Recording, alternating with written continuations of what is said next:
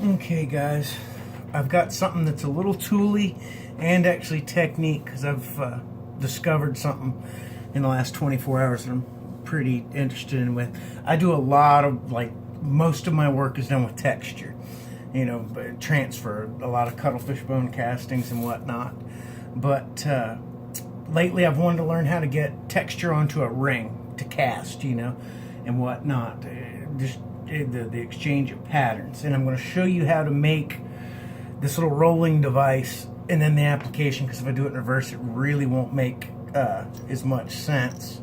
What we're ending up with is this, but it holds wax. Okay, so just I'll go ahead and tell you what I've started with and had the best results with is Ferris Blue, and I need to adjust the insert, which you'll see, to do this. But the green just melts too much. I don't have any purple. All I've ever used is blue and green and pink to buckle wax for shooting. But this is what I've gotten the best results with. But let me show you how to make the tool. What it is I needed to come up with something to hold in the center. Wax is very delicate, but to hold it and essentially to make it into a wheel to peel textures off of things. So what I got, I started with grommets, which I may have to do when I get into the larger sizes because I wanted something that I could compress that would expand inside the ring. So what I bought was Household Backer Rod, large. I think it's 5/8. It's 5/8. It's large, and it comes in other forms. It's what you put in door cracks and whatnot. It's like $3.50. Very cheap. So I've got roughly a 1-inch section cut here. And I'm going to take an awl, get it as centered as I can, and shove it on through, work it up a little bit.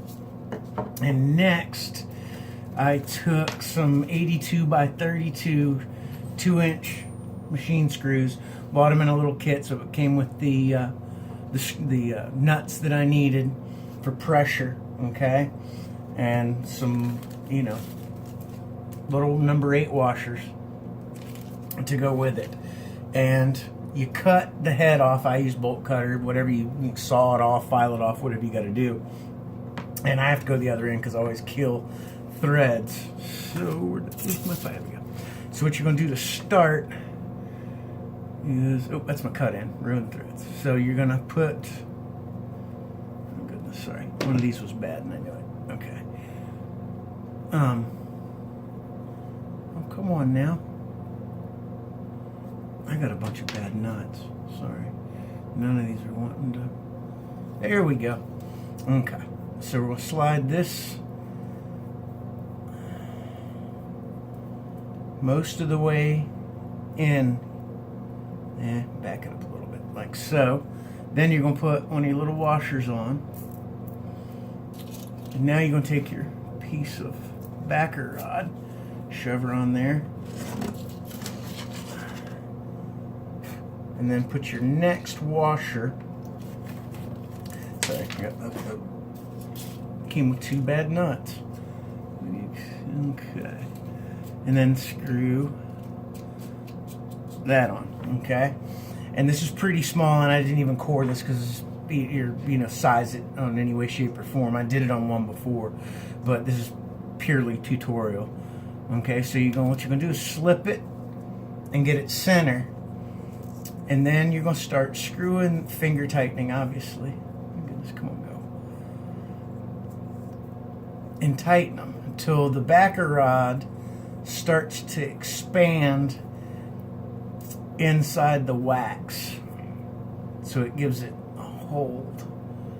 And I'm still experimenting with all, I have just figured this out.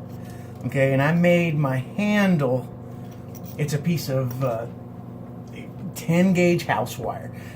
Regular house wire is 14, or sorry, this is 12 gauge. Regular white wire is 14, and it's way too limber. This is just what I had quickly. I wrapped it around a mandrel, brought it back, stripped it. But then the thing about making your eyelets, you do want them pretty round because you're trying to go in a perfect circle. You want it to be smooth, but you also want to give it enough room to move in there, okay?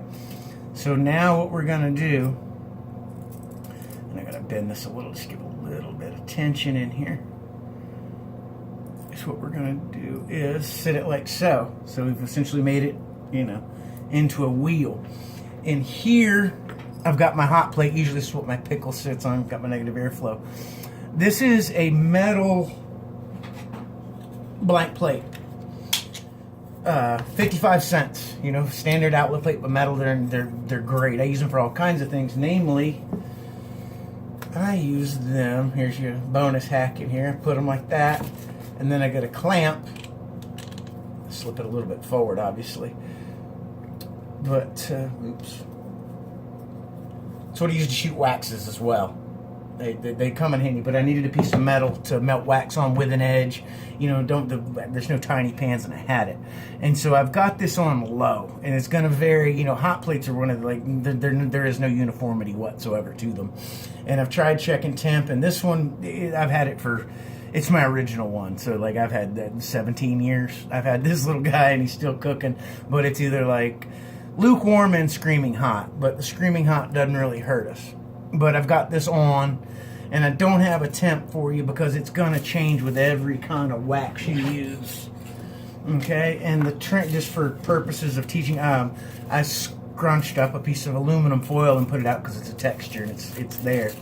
And so what I'm going to go ahead and do is take a piece of aluminum foil, and you're going to want to not do this in anything porous because the wax is just going to stick. You're going to have a bad time. You know, you're going to obviously want to do non-porous smooth, but what I'm going to do is hit this with some silicone release, same stuff that I shoot my waxes with, just a little bit of safety precaution. Now, what I've discovered is it's kind of hard to rub it on there because you're going to get flat spots. So what you do is you're going to turn it like this. So I've got my wax down on the plate, and ooh, it's hot, so be careful, wear gloves, do whatever you want to do to keep your hands safe. And so I'm going to turn it, and I hope you can see it's we're just doing this on through my phone. I don't like having my good camera down in the shop. Sorry, I paid a bunch of money for it, and it's to shoot my jewelry. And so I'm going to keep twisting. This is, gets a little tricky, and it's warm. You go a little bit slower, but the trick is we're trying to get the whole thing molten, and we're there. Okay, and you're going to release your tension, and you're going to go across and roll it. It didn't come great. It got a little bit of it, but you're getting the point of what we're doing. I have done this successfully, but I'm moving a little bit quick just for the tutorial of the purpose of this. But yeah, I'm on to something with transferring textures for its rings. You know what I mean? You can do it with. You can take your round piece, put it on here, and drop it, let it dry. But heating the wax in a different way. But this is what I've been doing.